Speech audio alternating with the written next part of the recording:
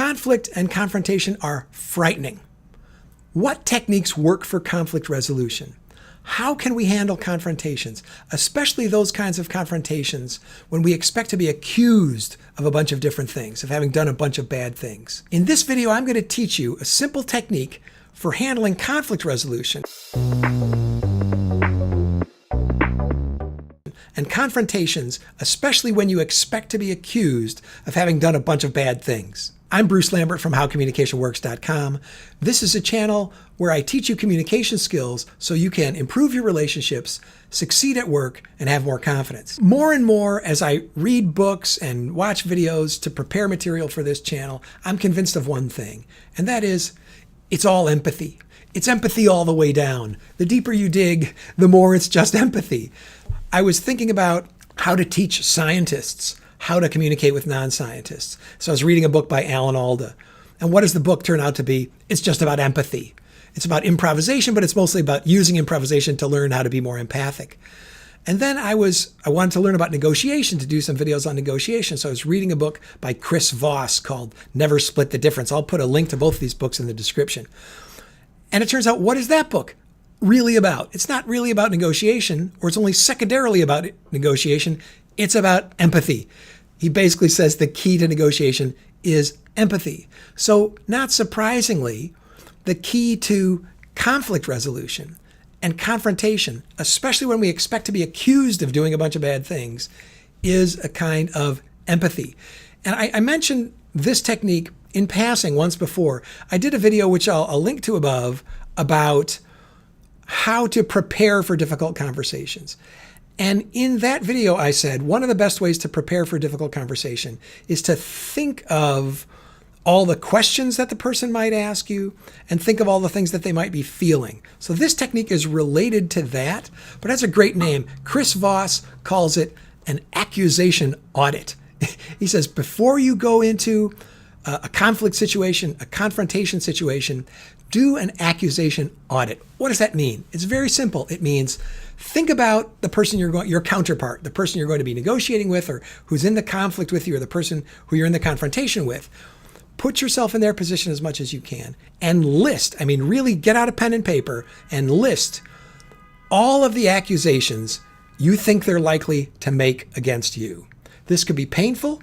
It could require some humility to think of all the things you've done wrong. Some of these accusations can be valid. Some of them might not be valid. It doesn't matter.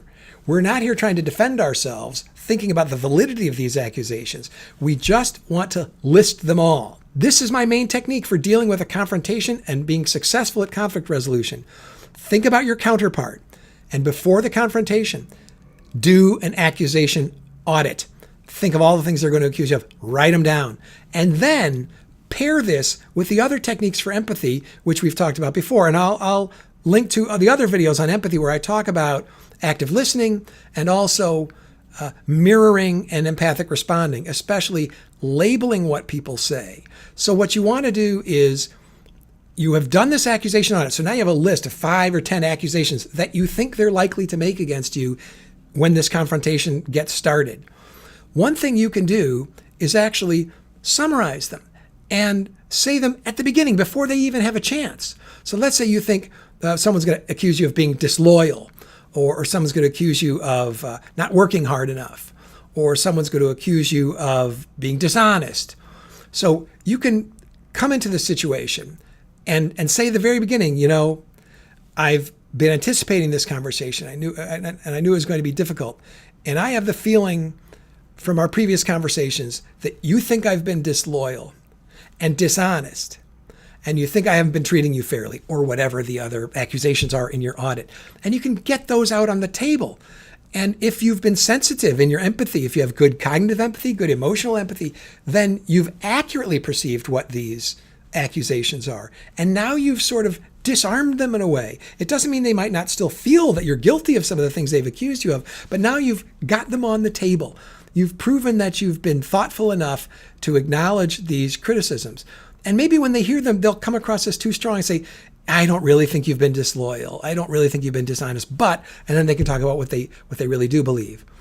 So this is it. Make your accusation audit and then combine it with these other empathic responding techniques, especially kind of summarization and labeling to say what they're feeling. So be prepared if they may make an accusation at you, or they may just lash out with anger. It's then that you come back with labeling what you think they really feel. I can tell that you're angry. That's labeling their emotion. It seems like, remember we talked about these words, how to recognize people's emotions. It seems like you think I've been dishonest. It seems like you think I've been disloyal. And that's it. I think you'll find this technique, like the other empathic techniques, if you put it to work and practice and integrate it into your communication style, will work magic in your confrontations and will allow you to succeed at conflict resolution. That's all I have for today. Simple technique.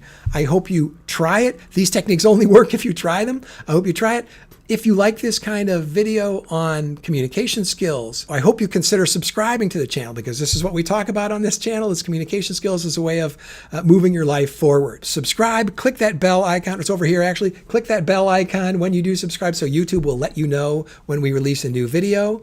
Give this video a like if you find it useful. Share it with your friends on social media. Sharing is caring. That's really how we can spread the word, build a community. Go down below in the comments and tell me if you've used some of these techniques, or if you've read about this before or used these techniques successfully or unsuccessfully before. I'd love to hear from you in the comments. I'd like to get more of a discussion going in the comments so we can build a community around these ideas and learn from one another about what communication skills work and what communication situations are most challenging, so I can make future videos about the things that concern you most. Also, go on over to howcommunicationworks.com, which is our website and blog. If you sign up for our email list, you'll get a copy of our free ebook about empathy. There's lots of other long and short blog entries and links to these other YouTube videos and more things to learn on the blog as well. So I hope you'll come over and check us out at howcommunicationworks.com. Thanks so much for spending a few minutes with us today. I really do appreciate the time you spend. We'll see you next time.